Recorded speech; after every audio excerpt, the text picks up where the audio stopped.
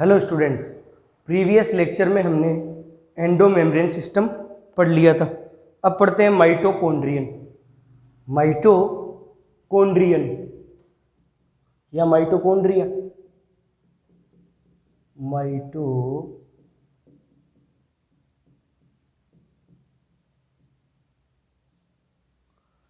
अब जो माइटोकॉन्ड्रिया होता है ये होता है डबल मेम्ब्रेन बाउंड। डबल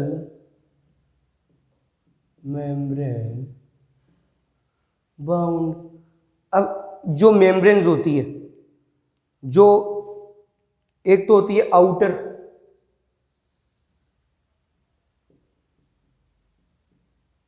और एक होती है इनर। दोनों ही मेम्ब्रेन में स्पेसिफिक एंजाइम्स होते हैं। Both outer and inner membrane have specific enzymes.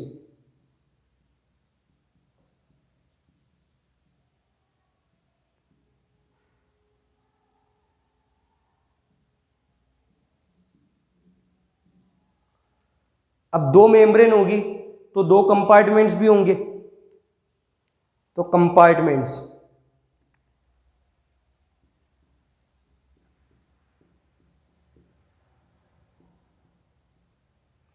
अब कंपार्टमेंट्स भी दो होते हैं, आउटर और इनर।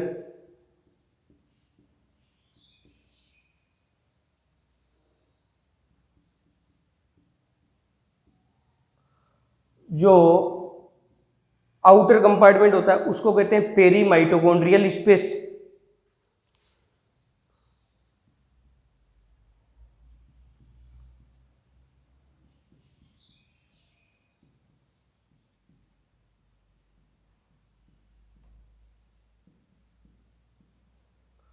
और जो इनर कंपार्टमेंट होता है उसको कहते हैं मैट्रिक्स। क्या कहते हैं? मैट्रिक्स। ये होता है डेंस होमोजीनस सब्सटेंस।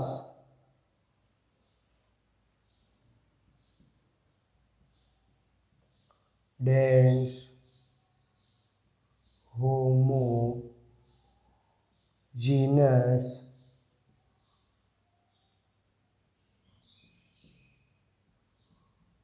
सब्सटेंस। अब दो हो गए कंपार्टमेंट्स। अब इसकी शेप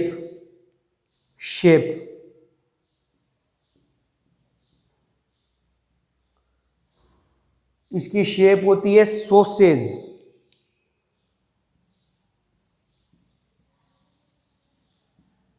या सिलिंड्रिकल।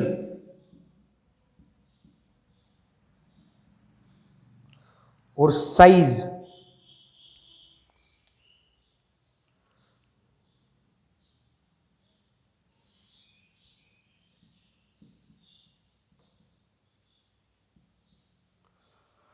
अब साइज भी इसकी डायमीटर लिखते हैं पहले तो।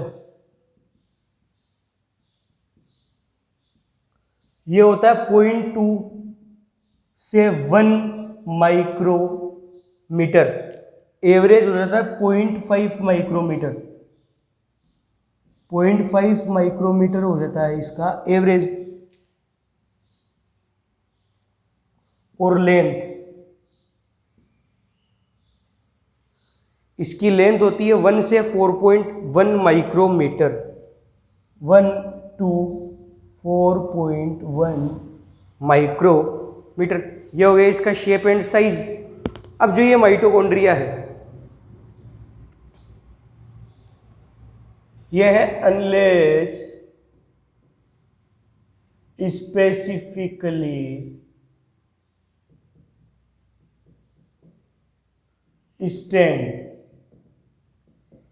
Stand by James green.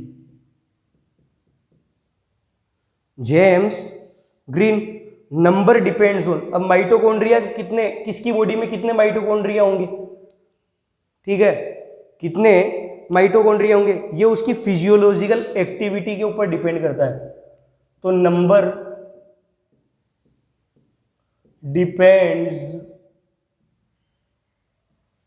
On physiological activity. अब फिजियोलॉजिकल एक्टिविटी का मतलब जो ज्यादा एक्टिव रहेंगे उनके माइटोकॉन्ड्रिया ज्यादा होंगे, क्योंकि उनको ज्यादा एनर्जी की जरूरत है। अभी विराट कोहली है, विराट कोहली की बॉडी में अपने से ज्यादा माइटोकॉन्ड्रिया है, क्योंकि वो फिजिकल वर्कआउट बहुत ज्यादा करता है। Divide by fission. अब माइटोकॉन्ड्रिया डिवाइड किससे होते हैं? Divide by fission. लो इसका स्क्रीनशॉट लो।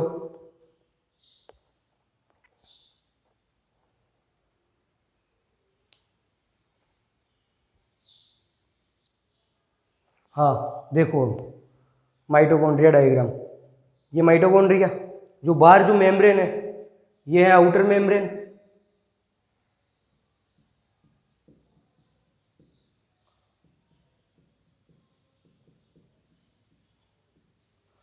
अंदर वाली जो मेम्ब्रेन है ये है इनर मेम्ब्रेन।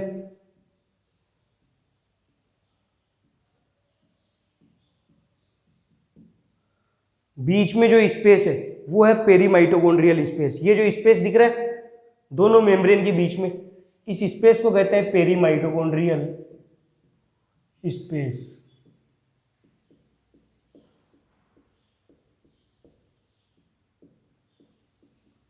पेरीमाइटोकॉन्ड्रियल स्पेस। अब ये जो मेम्ब्रेन होती है अपने को पता है किस किस से बनी होती है? प्रोटीन और लिपिड से।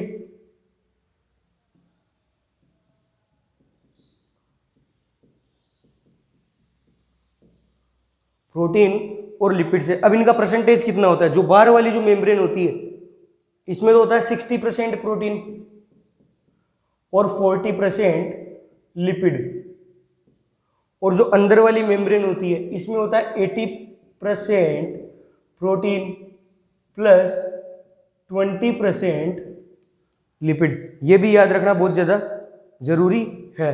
अब जो ये इनर मेम्ब्रेन होती है ये होती है लेस परमिएबल, आउटर मेम्ब्रेन से लेस परमिएबल।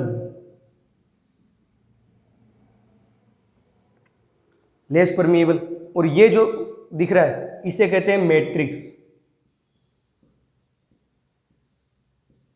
अंदर वाला कंपार्टमेंट, इनर कंपार्टमेंट। ठीक है इतना। अब ये जो पेरीमाइटोकॉन्ड्रियल स्पेस है, अब यहां पे क्या होता है कि अंदर जो मैट्रिक्स होती है इसके अंदर चलती है क्रेब्स साइकिल। क्या चलती है इसमें? Krebs cycle.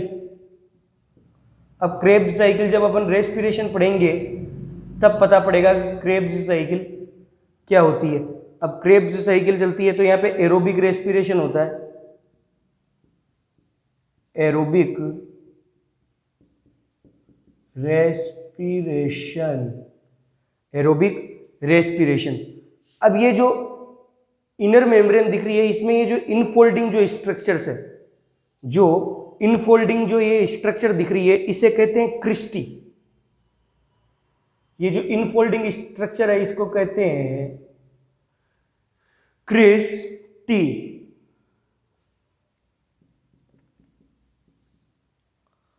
अब जो ये क्रिस्टी होती है इसके ऊपर भी एक स्ट्रक्चर बनी होती है क्रिस्टी के ऊपर,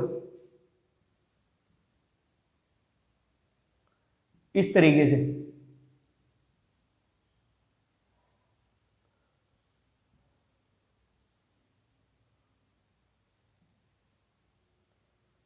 इस स्ट्रक्चर को कहते हैं ऑक्सीसोम या F0 F1 पार्टिकल। ऑक्सीसोम या F0 F1 पार्टिकल। तो यहां लिख देते हैं F0 F1 पार्टिकल या फिर ऑक्सीसोम। अब यहां पे ऑक्सीसोम ये करता क्या है? एडीपी, एक तो होती है ADP, adenosine diphosphate plus inorganic phosphate, ये मिलके यहां से एटीपी बना देते हैं। क्योंकि यहाँ पे ये जो एंजाइम F0 F1 पार्टिकल है इस जगह पे एंजाइम होता है, इसको कहते हैं ATP synthase. ATP synthase enzyme.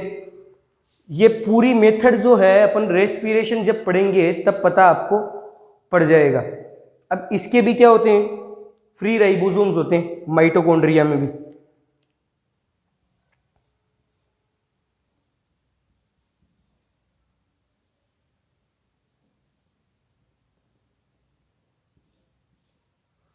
Free ribosomes unit होती है 70S। अब इसके जितने भी फंक्शन है प्रोकैरियोटिक सेल जैसे हैं। अब चाहे क्लोरोप्लास्ट हो चाहे माइटोकॉन्ड्रिया हो, किसी जमाने में यह प्रोकैरियोटिक सेल हुआ करती थी। तो एक बार क्या हुआ कि यूकैरियोटिक सेल ने इन्हें खा लिया। तो इन्होंने कहा कि हमारे को मरना नहीं है, हम भी जीना चाहते हैं, हम तुम्हारे अंदर ही जी लेंगे और तुम्हारी जिंदगी जीने में भी तुम्हारी हेल्प करेंगे। तो ये माइटोकॉन्ड्रिया और क्लोरोप्लास्ट, इनका खुद का अपना डीएनए होता है, जेनेटिक मटेरियल। तो ये बनाते हैं इनका डीएनए। अब देखो कितनी जोरदार बात है, इनका खुद का होता है डीएनए।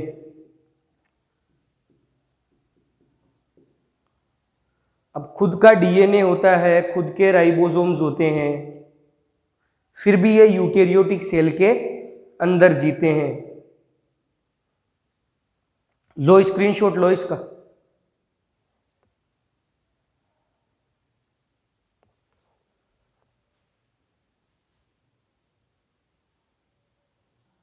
अरे एक मिनट, एक चीज और देख लो।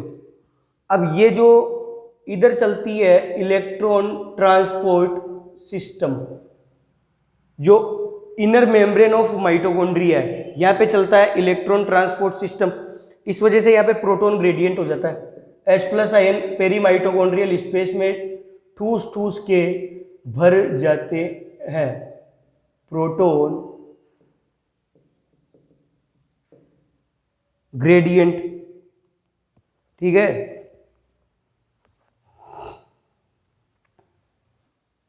अब ये देखो एक बार F0 F1 particle, F0 F1। अब जो ये 0 लग रहा है ये तो है F1, O जैसा लग रहा है ये तो है F1, और जो 1 जैसा लग रहा है ये है F0। इसको F0 नहीं कहेंगे, F0, ठीक है। अब ये होती है इसका स्टाक, STALK, स्टाक। अब क्या होता है कि ADP plus PI, ADP plus PI ये कन्वर्ट हो जाते हैं ATP में, क्योंकि ये जो F1 होता है ये ATP सिंथेज एंजाइम होता है, ATP सिंथेज एंजाइम, ठीक है। अब इसको पावर हाउस क्यों कहते हैं माइटोकॉन्ड्रिया को, इसका क्या रीजन है? तो क्या होता है कि कार्बोहाइड्रेट, प्रोटीन और lipid, presence of O2, oxygen की उपस्थिति में, इन प्रेजेंस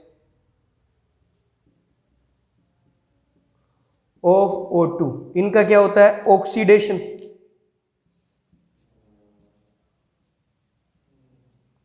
अब इनका ऑक्सीडेशन होने के बाद में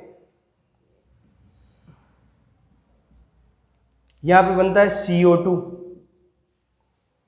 H2O और ATP, CO2 H2O और ATP। अब ये ATP बनती है इसी वजह से इसे कहते हैं पावर हाउस। तो ये हो गया माइटोकॉन्ड्रिया कंप्लीट।